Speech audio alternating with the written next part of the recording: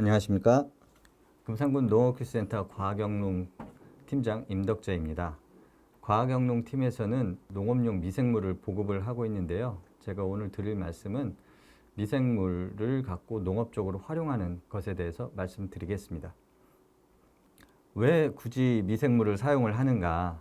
2022년도에 금산군 농업인들이 저희 EM 미생물을 가져다 많이 쓰셨는데요. 그래서 저희가 연말에 설문조사를 해보면 미생물 갖고 어떤 효과를 얻으셨습니까? 이렇게 여쭤보면요. 병해충 감소, 수확량 증대, 당도 품질 향상, 그리고 저장성 향상 등 농업에 써보니까 좋아졌다라는 게 이제 97%의 의견을 내주셨어요.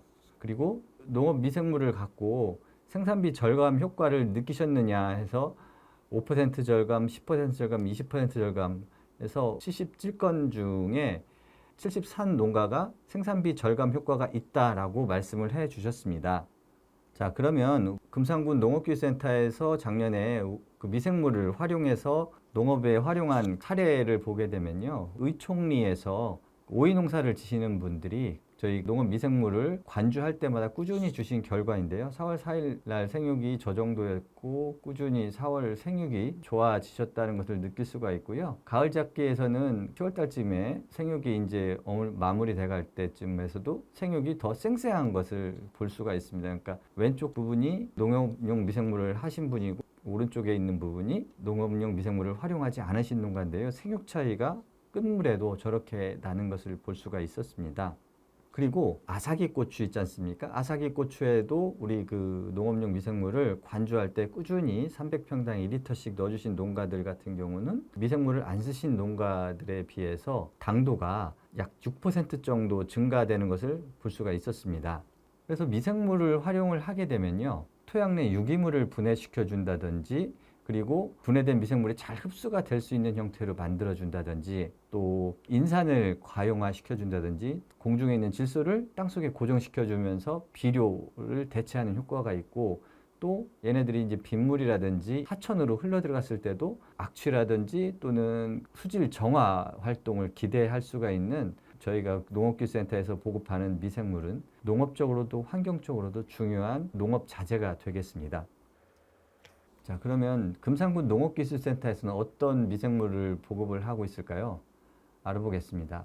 우리 금산군 농업기술센터에서는 단일균과 복합균을 보급을 하고 있습니다. 단일균으로는 클로렐라, 광합성균, 유산균, 바실러스균, 효모균 등이 있고 대부분 이 광합성균, 유산균, 고초균은 축산용 농가로 많이 보급이 되고 있고요. 농업용 클로렐라를 보급을 하고 있습니다. 그러면 복합균은 저희가 오늘 설명드린 부분이 이 복합균을 말씀을 드리는데 이 복합균은 조금 전에 보셨던 광합성균, 유산균, 효모균, 고초균 등 식물 생장에 좋은 여러 가지 균들을 묶어서 배양을 해서 보급을 하고 있습니다.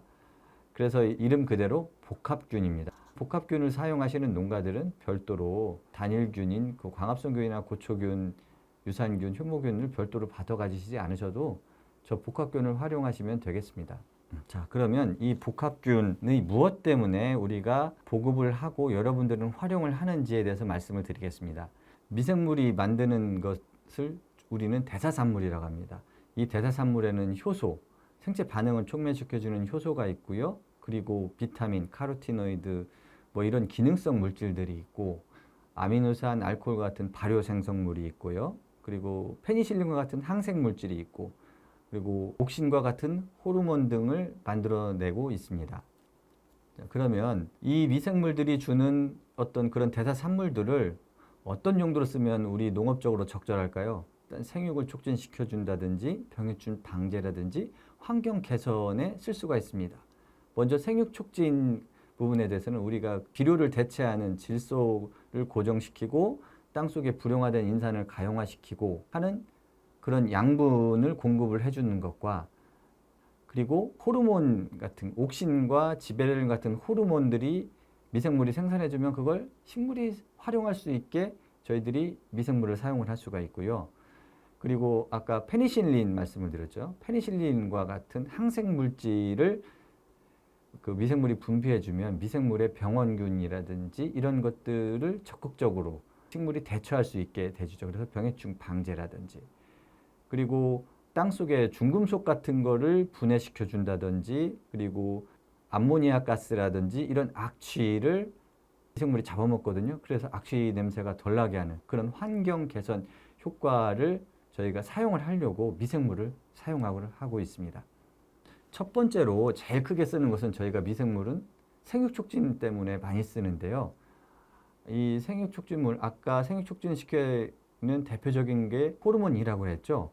지베레린이나 사이토키닌, 그리고 옥신과 같은 호르몬 물질이 미생물이 2차 대사산물로 만들어주기 때문에 이런 것들을 미생물을 꾸준히 치게 되면 미생물을 활용을 한 밭과 아닌 밭이 좀 생육 차이가 많이 두드러지게 나게 됩니다. 그래서 배추를 보시면 미생물을 사용을 한 것과 안 한 것, 그리고 이 뿌리라든지 생장량을 보게 되면 미생물을 활용한 상추에서 더 생장량이 높음을 알 수가 있습니다. 이번 슬라이드는요, 이제 이 농업기술은 간단하게 그 양파를 갖고 그런 생장량을 실증을 한 건데요.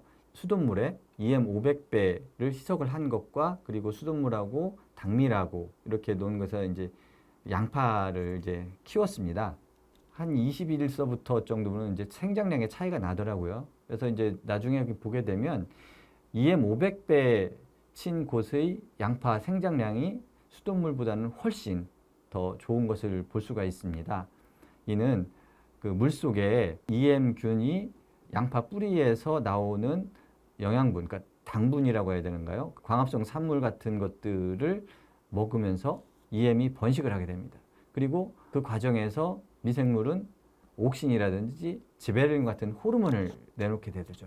그렇게 되면서 식물의 생장량은 좋아지고 다시 잎에서 생성된 광합성이 산물이 밑에 뿌리까지 다시 이동이 되면 그 중에 일부가 용출되는 광합성 대사산물을 EM이 다시 먹고 활동을 하면서 다시 또 대사산물을 만들어내는 그런 순환 과정이 잘 일어나고 있는 거죠. 반면에 수돗물과 당밀에서는 EM이 접종이 되지 않았잖아요. 그렇기 때문에 그런 생장량이 훨씬 덜하고 자기의 영양분으로 이렇게 커가는 모습을 볼 수가 있습니다. 두 번째로 볼 것은 항생 항균 작용인데요.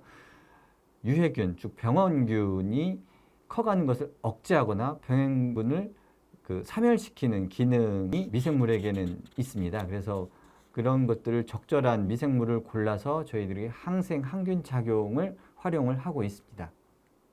이 그림은 이제 항생 항균보다 좀 확장된 개념인데요.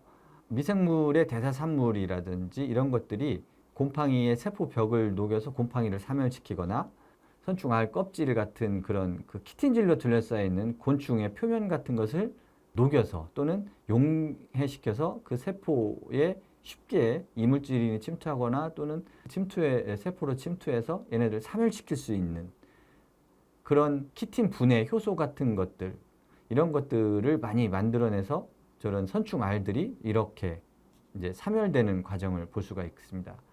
마찬가지로 선충의 그 말랑말랑한 표면, 그 콜라겐이라든지 RGB 이렇게 말캉말캉한 애들이 있거든요. 이런 젤라틴 구조로 된 이런 해충의 표면을 녹여버린다고 해야 되나요? 미생물이 배출하는 2차 대사물인 효소에 의해서 세포벽을 녹여서 균사라든지 해충이라든지 곰팡이라든지 이런 것들이 침입이 쉽게 해서 얘네들을 이제 죽게 하는 거죠.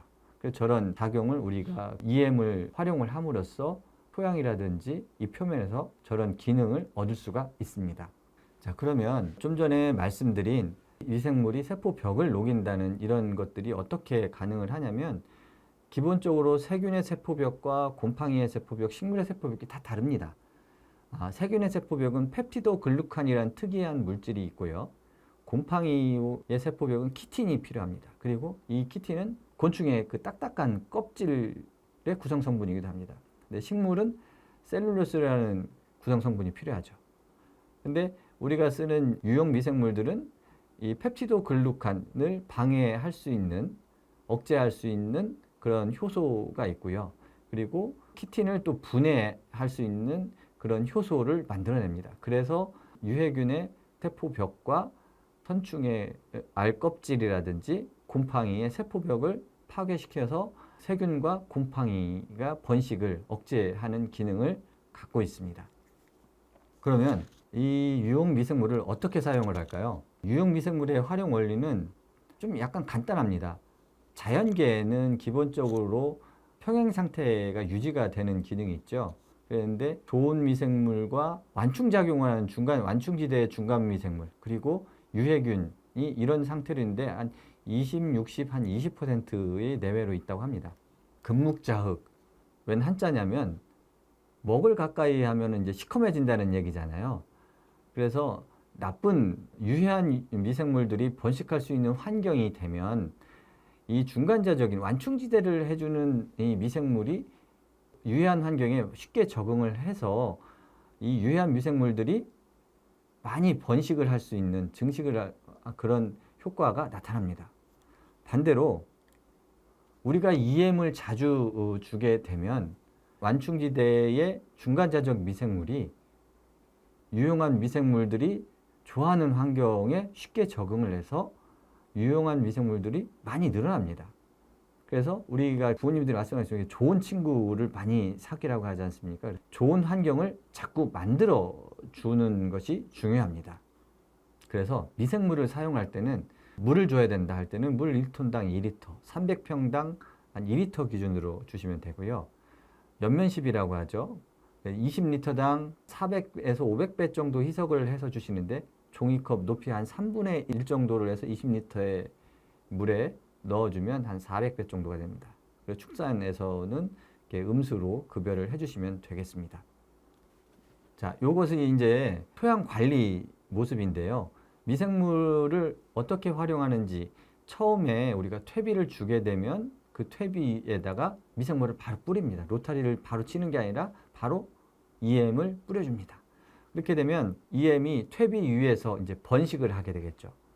하얗게 곰팡이가 살짝 필 정도가 되면 EM이 퇴비 위에서 잘 번식을 해서 이 유기물을 잘 분해시키고 있다라고 확인을 하시고 이것을 로타리를 쳐서 토양에 넣어줍니다. 이게 바로 아까 좀 전에 말씀드렸던 착한 애들이랑 많이 놀라고 하는 그런 겁니다. 그래서 EM은 저렇게 밭 만들 때부터 활용을 해주시는 게 좋겠습니다. 자, 미생물을 처리하면 어떤 효과가 있냐면요. 잎과 과일에서는 미생물이 분비한 그 핵산이라든지 아미노산 그리고 카로티노이드 색소 같은 것들이 잎과 과실에서 흡수가 돼서 품질이 좋아지고 그리고 항생 물질 같은 것들이 분비가 되면 잎에 있는 유해균과 경합이라는 경쟁을 하는데 우위에 서겠죠. 그래서 생육에 지장을 덜 받게 됩니다. 땅 속에서는 곰팡이 채워진 그 퇴비와 같이 땅 속에 들어가지 않았습니까? 그래서 거기에서도 역시 호르몬이라든지 아미노산 그리고 비타민 같은 애들이 뿌리 근처에 많이 분비가 되겠죠. 그리고 그 뿌리 근처에 유용한 미생물들이 번식하는 환경이 또 많이 조성이 되겠죠. 그렇게 되면서 생육이 좋아지고 결국에는 품질 향상이 좋아지는 거죠. 자, 그러면 미생물 사용에 대해서 말씀을 드렸고요. 미생물 사용 시 이제 주의 사항에 대해서 말씀을 드리겠습니다. EM 미생물은 절대 농약과 같이 쓰시면 안 돼요. 살균제는 말 그대로 살균, 균을 죽이는 거니까 결코 좋지가 않습니다. 그래서 절대적으로 우리 EM 미생물은 단독으로 좀 써주시고요. 그리고 저온에서 좀 보관을 하셔야 되는데 저희 농업기술센터에서는 주 5일 EM 미생물을 보급을 하고 있습니다. 여러분들이 받아가신 EM 미생물은 적당한 양분과 미생물이 들어있죠. 근데 미생물은 번식이 빠릅니다. 그래서 상온에 보관하시게 되면 여러분이 받아가신 통 안에 미생물 먹이가 감소를 하게 됩니다.